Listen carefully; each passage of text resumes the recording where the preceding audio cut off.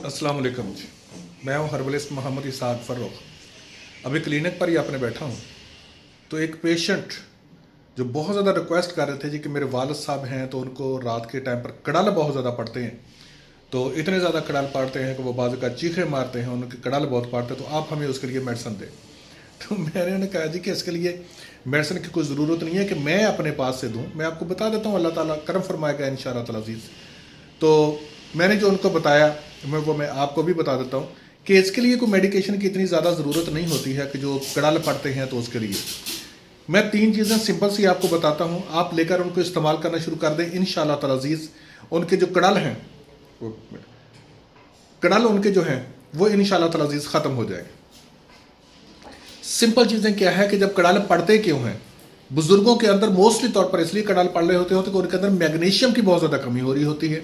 दूसरा ये होता है कि उनके अंदर ब्लड की सर्कुलेशन जो होती है ना वो प्रॉपर नहीं हो रही होती। अगर हिकमत की ज़बान में समझा जाए तो उसके अंदर सर्दी और खुश्की बहुत ज़्यादा हो रही होती है, ठीक है, उसकी वजह से उनको कड़ाल पड़ते हैं। ठीक, एक मिनट प्लीज़।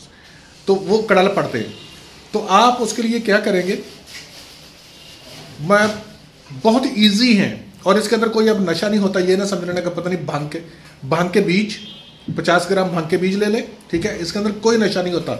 जो नशा होता है वो सिर्फ भांग के पत्तों में होता है, जो बीज होते हैं भांग के उनके अंदर नशा बिल्कुल नहीं होता। इसलिए पंसार स्टोर से आपको इजीली आराम से मिल जाएंगे, ये पंसार स्टोर से मिल जाते हैं, लेकिन भांग के पत्ते नहीं मिलते क्योंकि उनके अंदर नशा होता है। ठीक है जी, बीज ले लें, भांग के बीज ले लें 50 ग्राम आप सुंड ले लें, ठीक है।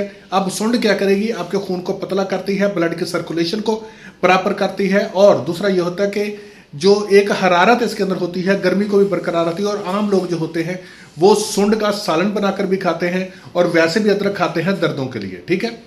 तीसरी चीज अश्वगंधा नगौरी, ये तीनों चीजें बहुत ही आसान सी बात है, कोई इसके अंदर मुश्किल नहीं है कि जो आपको मिले ना। ये तीनों चीजें ले लें, इनको बराबर मिकदार में पीस लें, और जिसको भी कड़ाल पड़ते हैं सुबह दोपहर शाम इस्तेमाल करें, ठंडा पानी ना पिए, चावल ना खाए, इंशाअल्लाह ताला जी चंद दिनों के अंदर कड़ाल खत्म हो जाएंगे। और इसके लिए खाम का पैसा ना दूसरों को दिया करें।